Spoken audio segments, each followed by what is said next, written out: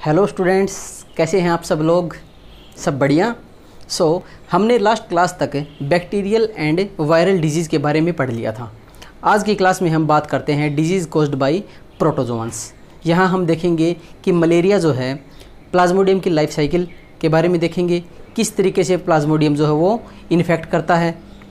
Then क्या सिर्फ female anopheles mosquito जो है जो मलेरिया कोज करती है, सिर्फ वही एक स्पीसीज़ है, उसकी एक स्पीसीज़ होती है या एक से ज़्यादा भी स्पीसीज़ होती हैं जो मलेरिया कोज करती हैं? उन सभी के बारे में हम डिटेल में डिस्कस करेंगे। हम ये भी बताएंगे कि फ़ीमेल एनोफिलीज मॉस्किटो ही हमारा ब्लड सक क्यों करती है, मेल बाइट क्यों नहीं करता। इन सभी बातों के बारे में डिटेल में डिस्कस करना है हमें। सबसे पहले हम बात करते हैं डिजीज़ कॉज्ड बाय प्रोटोजोअन्स, जिसमें से सबसे पहले हम बात करेंगे मलेरिया के बारे में। तो मलेरिया का जो पैरासाइट है वो आपको ध्यान रखना है, बहुत इंपॉर्टेंट है। ये प्लाज्मोडियम जो है ये मलेरिया कोज करता है, ठीक है। Malarial parasite Plasmodium. अब प्लाज्मोडियम के बारे में आपको एक चीज़ ध्यान रखनी है कि इसकी जो लाइफ साइकिल है वो डाइजेनेटिक होती है, मतलब इसको 2 होस्ट की रिक्वायरमेंट होती है अपनी लाइफ साइकिल को पूरा करने के लिए। एक है फीमेल एनोफिलीज मॉस्किटो एंड दूसरा कौन सा है, ह्यूमन बींग्स। अभी देखते हैं, it's life cycle requires 2 host for completion. 2 host चाहिए हैं इसको, एक ह्यूमन बींग एंड दूसरा है फीमेल एनोफिलीज मॉस्किटो। देखते हैं फीमेल एनोफिलीज मॉस्किटो के बारे में। यहाँ पे हम ये बोलेंगे कि female anopheles mosquito is the primary host. Primary host हम बोलते हैं बायोलॉजिकली, ठीक है, क्योंकि इसके अंदर जो है सेक्सुअल स्टेज इसी के अंदर होती है। The sexual cycle takes place in the mosquito itself, so it is considered as the primary host. ऐसे ही जो ह्यूमन बींग्स हैं वहाँ पे एसेक्सुअल स्टेज जो है इसकी कंप्लीट होती है, इसलिए ह्यूमन बींग्स को बोला जाता है सेकेंडरी होस्ट। देखते हैं एक बार क्या पॉइंट लिखा है। As the sexual phase of malarial parasite occurs in the mosquito. ध्यान रखना इस चीज़ को कि सेक्सुअल फेज कहाँ पे होती है, ये क्वेश्चन आपसे नीट में पूछ सकते हैं। It is considered as definitive या फिर primary host. It's very important point.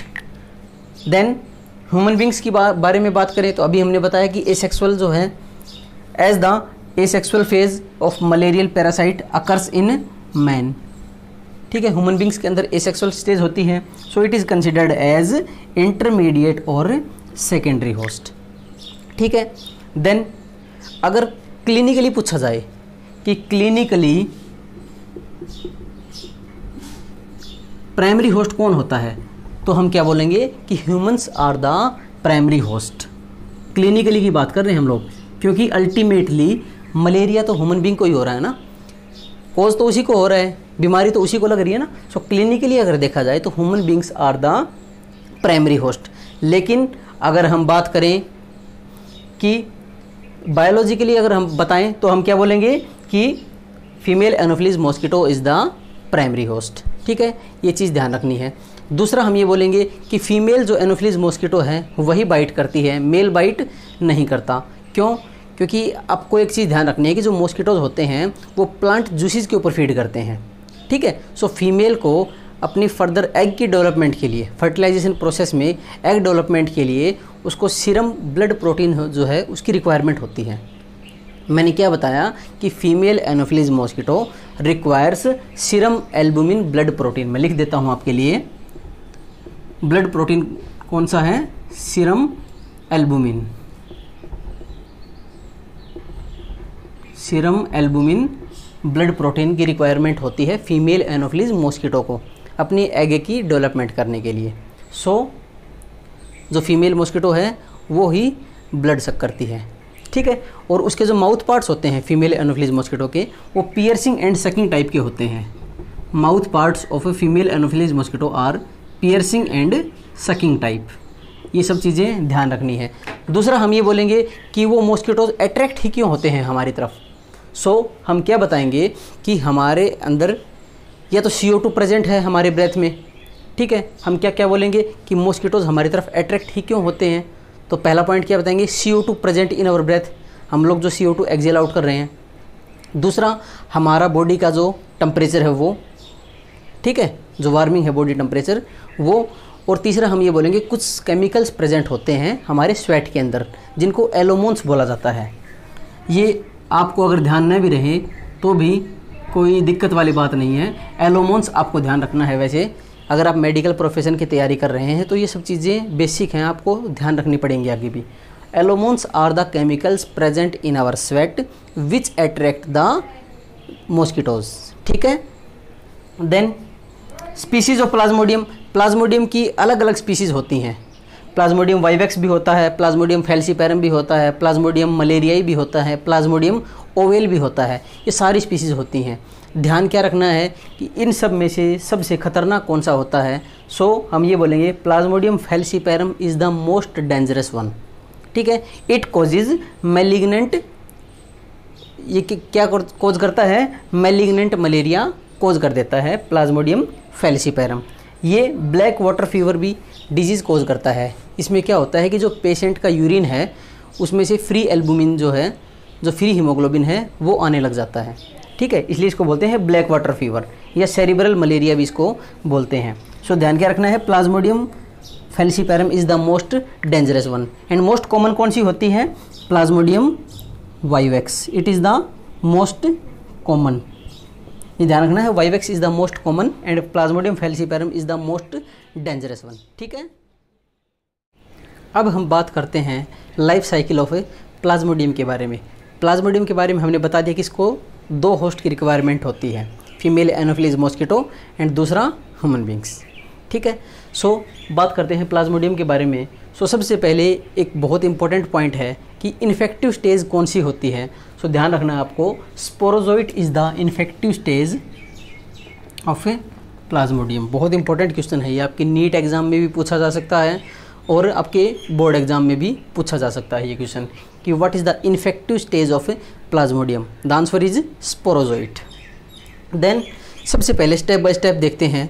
आपकी एनसीईआरटी की बुक में एक डायग्राम के थ्रू भी समझा रखा है, लेकिन ये जो हम समझाएंगे आपको यहाँ पे स्टेप बाय स्टेप है, तो आपको यहाँ से थोड़ा सा इजी रहेगा उसको मेमोराइज करना।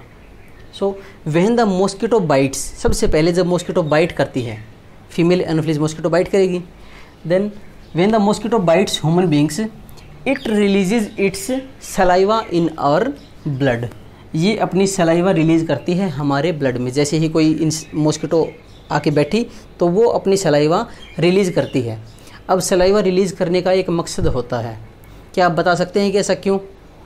तो हम ये बोलेंगे कि सलाइवा रिलीज़ करने के पीछे एक बहुत बड़ा कारण ये है कि जैसे वो ब्लड सक कर रही है तो ब्लड जो है वो क्लोट ना हो जाए।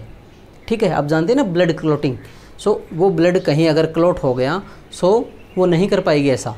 सो वो अपनी सलाइवा रिलीज़ कर देती है और उसकी सलाइवा में एक एंटीकोगुलेंट एनोफिलिन प्रेजेंट होता है। ठीक है। जब आप एमबीबीएस में पढ़ेंगे, जब आप मेडिकल में जाएंगे तो आपको पता लगेगा कि एनोफिलिन जो है वो एक एंटीकोगुलेंट होता है जो प्रेजेंट होता है उसके सलाइवा के अंदर। ठीक है। Then along with saliva, saliva के अलावा थाउजेंड्स ऑफ स्पोरोजोइट्स, जो इन्फेक्टिव स्टेज थी, sporozoites are also released. Sporozoites भी जो हैं वो रिलीज़ कर देती है वो हमारे अंदर, ह्यूमन बींग के अंदर। They reach the liver through blood circulation. सबसे पहले क्या होगा, ह्यूमन बींग्स की अगर हमने बात करनी है तो सबसे हमने बताया भी था अभी कि एसेक्सुअल स्टेज जो है वो ह्यूमन बींग्स के अंदर होती है। सो सबसे पहले मॉस्किटो ने बाइट किया सलाइवा के साथ उसने स्पोरोजोइट्स भी लिबरेट कर दिए। वो स्पोरोजोइट्स ब्लड सर्कुलेशन के थ्रू लीवर सेल में पहुंचेंगे। लीवर सेल के अंदर उनकी एसेक्सुअल स्टेज होगी, अपना नंबर इंक्रीज़ करेंगे 1 से 2, 2 से 4, 4 से 8 इस तरीके से, और फिर उनका नंबर इतना ज़्यादा बढ़ जाएगा कि लीवर सेल जो है ब्रस्ट कर जाएगी। लीवर सेल के ब्रस्ट होने के बाद में वो ब्लड स्ट्रीम के थ्रू कहाँ पे पहुँचेंगे, आरबीसीज़ को। ठीक है। आरबीसीज़ के पास पहुँचेंगे। मेन काम जो प्लाज्मोडियम को करना है वो क्या करना है कि उसको जो हीमोग्लोबिन है ना हमारा, उसको ब्रेक करना है हीम और ग्लोबिन पार्ट में। ग्लोबिन पार्ट जो प्रोटीन पार्ट होता है वो यूटिलाइज हो जाता है और हीम जो है वो क्रिस्टल्स की फॉर्म में बच जाता है। ठीक है। देखते हैं आगे। लीवर तक पहुंच गए। लीवर में पहुंचने के बाद वो जो पैरासाइट है वो एसेक्सुअली रिप्रोड्यूस करेगा लीवर के अंदर, अपना नंबर इंक्रीज़ करेगा। देन लीवर सेल ब्रस्ट कर जाएगी। अगर बहुत ज़्यादा नंबर उनका बढ़ गया है तो लीवर सेल जो है वो क्या हो जाएगी, ब्रस्ट कर जाएगी। And parasite is released into blood, blood के अंदर वो पैरासाइट रिलीज़ हो जाएगा। उसके बाद इट एंटर्स द आरबीसीज, वो आरबीसीज तक पहुंचेगा एंड फीड्स ऑन हीमोग्लोबिन। जो फीडिंग स्टेज होती है वो ध्यान रखना आपको कि feeding stage is called trophozoite. Trophozoite is the feeding stage of A Plasmodium. Confuse नहीं होना है, इन्फेक्टिव स्टेज होती है sporozoite and feeding stage is called trophozoite. Then parasites breaks the haemoglobin. Haemoglobin को दो अलग अलग पोर्शन में तोड़ देगा वो, हीम और ग्लोबिन। ग्लोबिन तो प्रोटीन पार्ट होता है, वो यूटिलाइज हो जाएगा, ठीक है। एंड जो हीम पार्ट है वो डिपॉजिट हो जाएगा in the form of crystals या फिर हीमोजोइन ग्रेन्यूल्स की फॉर्म में वो डिपॉजिट हो जाएगा, जिसको कहा जाता है सफनर्स डॉट स्टेज। ये आपके एनसीईआरटी में पॉइंट मेंशन नहीं है, लेकिन आपको ये ध्यान रखना है सफनर्स डॉट स्टेज क्या होती है, ठीक है। अब लीवर से फिर वो कहाँ पे पहुँचेगी, आरबीसीज़ में। आरबीसीज़ के अंदर आके उसका मेन काम क्या है प्लाज्मोडियम का, हीमोग्लोबिन जो पिगमेंट है उसको ब्रेक कर देना, हीम और ग्लोबिन पार्ट में। ग्लोबिन तो प्रोटीन पार्ट होता है जो यूटिलाइज हो जाता है, एंड हीम जो है वो हीमोजोइन क्रिस्टल्स की फॉर्म में डिपॉजिट होता है, जिसको सफनर्स डॉट स्टेज बोला जाता है। ये बातें हमने अभी डिस्कस की हैं। देन सक्सेसफुल फीडिंग के बाद में फीडिंग स्टेज कौन सी होती है, trophozoite. The parasite reproduces asexually.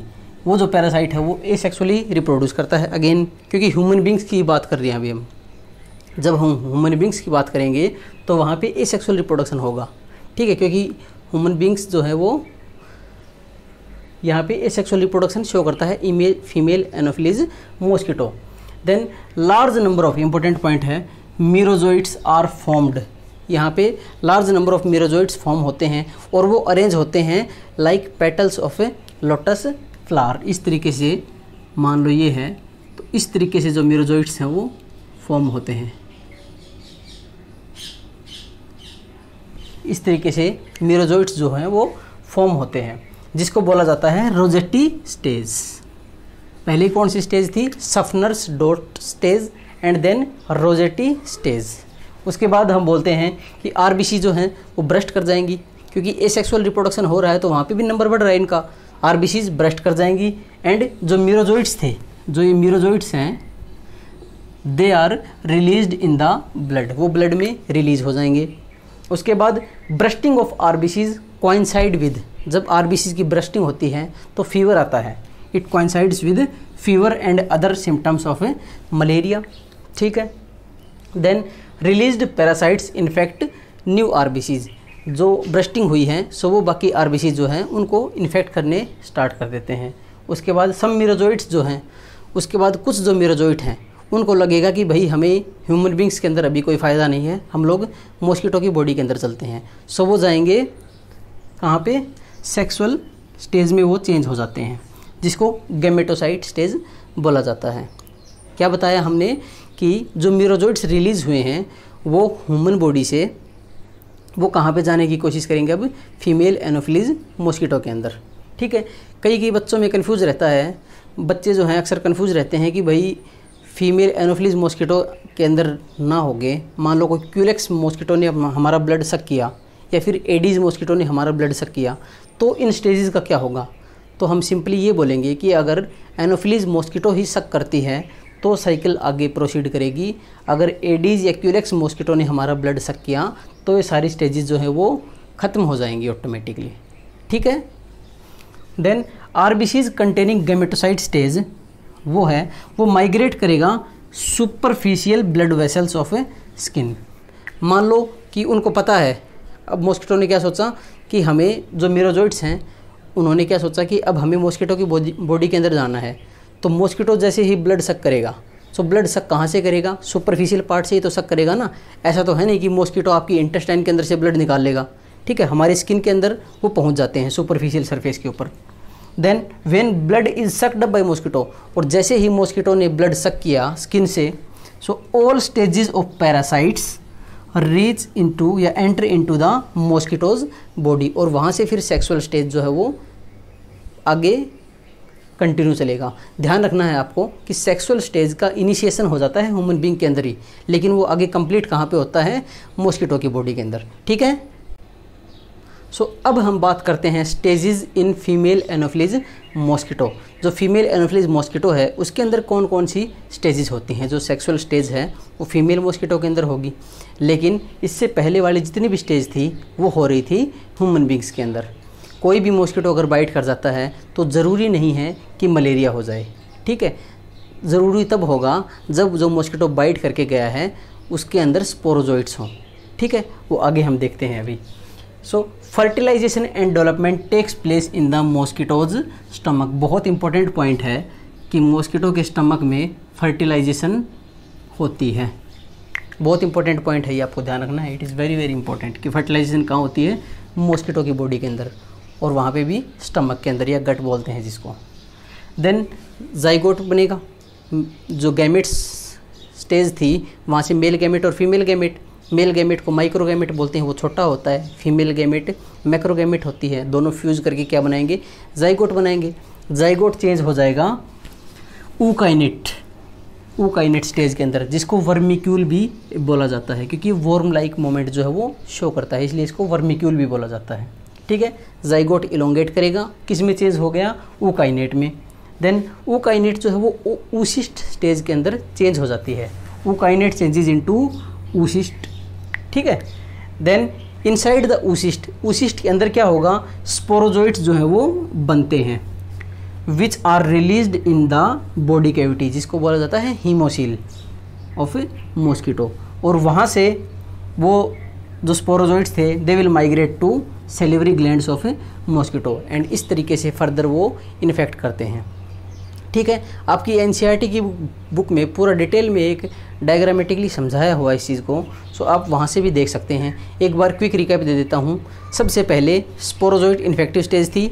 जैसे ही कोई इन्फेक्टेड फीमेल एनोफिलीज मॉस्किटो थी जिसके अंदर स्पोरोजोइट्स थे, जैसे ही उसने बाइट किया तो उसने स्पोरोजोइट्स ह्यूमन बींग के अंदर डाल दिए। स्पोरोजोइट्स ब्लड स्ट्रीम के थ्रू लीवर में पहुंचेंगे, एसेक्सुअल रिप्रोडक्शन होता है वहाँ पे, अपना नंबर इंक्रीज़ करेंगे। नंबर इंक्रीज़ करने से वो लीवर सेल ब्रस्ट हो जाएगी। ब्रस्टिंग से फिर वो स्पोरोजोइट्स अगेन ब्लड स्ट्रीम के थ्रू आरबीसीज में पहुँचेंगे। आरबीसीज में उनका मेन काम क्या है कि उनको आरबीसीज में जो हीमोग्लोबिन है उसको तोड़ देना है, हीम और ग्लोबिन पार्ट में। ग्लोबिन पार्ट जो प्रोटीन पार्ट होता है वो यूटिलाइज हो जाता है, और हीम जो आयरन कंटेनिंग पार्ट होता है वो हीमोजोइन क्रिस्टल्स की फॉर्म में डिपॉजिट हो जाते हैं, जिसको सफनर्स डॉट स्टेज बोला जाता है। उसके बाद हमने बताया था कि जो मीरोजोइट्स हैं वो उनका नंबर भी इंक्रीज हो जाएगा और वो वहाँ से भी ब्रस्ट हो जाएंगे। लेकिन कुछ मीरोजोइट्स जो थे वो चेंज हो जाते हैं सेक्सुअल स्टेज में, दैट इज़ गैमेटोसाइट स्टेज के अंदर वो चेंज हो जाते हैं। गैमेटोसाइट स्टेज के बाद में जितनी भी सेक्सुअल स्टेज हैं वो होनी है आगे फीमेल एनोफिलीज मॉस्किटो के अंदर। तो माइक्रोगैमेट और मैक्रोगैमेट के मिलने से जाइगोट बनेगा। जाइगोट चेंज हो जाता है ऊकाइनेट में, ऊकाइनेट चेंज हो गया ऊसिस्ट में, और ऊसिस्ट के अंदर ही स्पोरोजोइट्स बनते हैं। और इस तरीके से जब वो मॉस्किटो दूसरे को बाइट करेगा तो फिर वो इस तरीके से मलेरिया कोज करते हैं। मोस्ट डेंजरस स्पीसीज़ कौन सी होती है, प्लाज्मोडियम फैल्सीपैरम होती है। ये आपको मैंने ऑलरेडी बता दिया था। ये थी लाइफ साइकिल ऑफ प्लाज्मोडियम। आप एनसीईआरटी की बुक को ज़रूर कंसिडर करके चले जब आप ये सब स्टेजेस को समझ रहे हैं, तो वहाँ पे आपको समझना और भी इससे ईजी हो जाएगा, ठीक है। लेकिन स्टेप बाय स्टेप अगर आप समझेंगे तो आपको प्रॉपर समझ में आएगा। एनसीईआरटी की बुक में प्रॉपर सारे पॉइंट्स नहीं दे रखे हैं, सो यहाँ से भी देखना बहुत ही ज़रूरी है। देन सिम्टम्स की अगर बात करें तो क्या क्या सिम्टम्स होते हैं मलेरिया के। रेस्टलेसनेस होगी, ठीक है। देन स्लीपलेसनेस, स्लीप नहीं आएगी, नींद नहीं आएगी, बॉडी को हमेशा थकावट सी महसूस होगी। मस्कुलर पेन, हेडेक होगा। देन फीलिंग ऑफ चिलीनेस, ठंड लगनी शुरू होगी पेशेंट को, और जो बॉडी टेम्परेचर है वो इंक्रीज़ होना स्टार्ट हो जाएगा। और वो जो बॉडी टेम्परेचर है वो 106 डिग्री तक भी चला जाता है, और वहाँ पे इस केस में सडन जो है वो डेथ भी हो सकती है।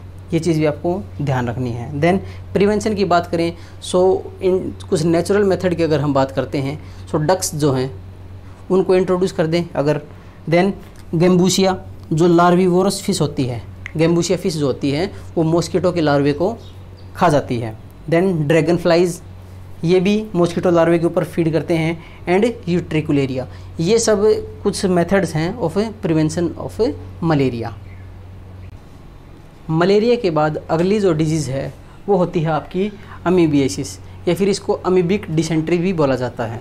सो ध्यान रखना है कौन सा, प्रोटोजोवन एंटमीबा हिस्टोलिटिका। इसकी जो लाइफ साइकिल है ये मोनोजेनेटिक होती है, ये ध्यान रखना है आपको। मलेरिया की कैसी थी, डाइजेनेटिक, लेकिन यहाँ पे कैसी होती है, लाइफ साइकिल इज मोनोजेनेटिक, यानी कि एक सिंगल होस्ट चाहिए सिर्फ, और वो होस्ट कौन है? Human beings. ठीक है। देन सिम्टम्स की अगर बात करें, इसकी लाइफ साइकिल के बारे में डिटेल में हमें नहीं पढ़ना है, आपके सिलेबस में नहीं है ये। सो सिम्टम्स के बारे में बात करते हैं। कॉन्स्टिपेशन, कब्ज़ की समस्या होगी। Then abdominal pain and cramps आएंगे। उसके अलावा stools with excess mucus and blood clots, stools जो हैं वहाँ पे म्यूकस होगा और ब्लड क्लॉट होगा जब स्टूल पास आउट होंगे बॉडी से। Then house flies acts as mechanical carriers, house flies जो हैं वो भी मैकेनिकल कैरियर की तरह एक्ट करती हैं। देन पैथोजन जो है वो कहाँ पे रहता है? Pathogen lives in large intestine of humans की लार्ज इंटेस्टाइन के अंदर ये पैथोजन जो है वो रहता है। मोड ऑफ ट्रांसमिशन की अगर बात करें तो हम क्या बोलेंगे? Faecal oral route, then sexual contact and vectors such as flies, cockroaches etcetera, इनके थ्रू ये फैल सकता है। सो ये थी प्रोटोजोन डिजीज़। आज की क्लास में हमें यहीं तक डिस्कस करना है। आप चैनल को ज़्यादा से ज़्यादा लाइक, शेयर और सब्सक्राइब कीजिए। कहीं भी आपको कोई डाउट होती है तो आप मुझे कमेंट सेक्शन में पूछ सकते हैं। आपके कमेंट्स का हमें बड़ा बेसब्री से इंतज़ार रहेगा और हम कोशिश करेंगे कि आपके कमेंट्स को तुरंत ही रिप्लाई कर पाएँ। Thank you.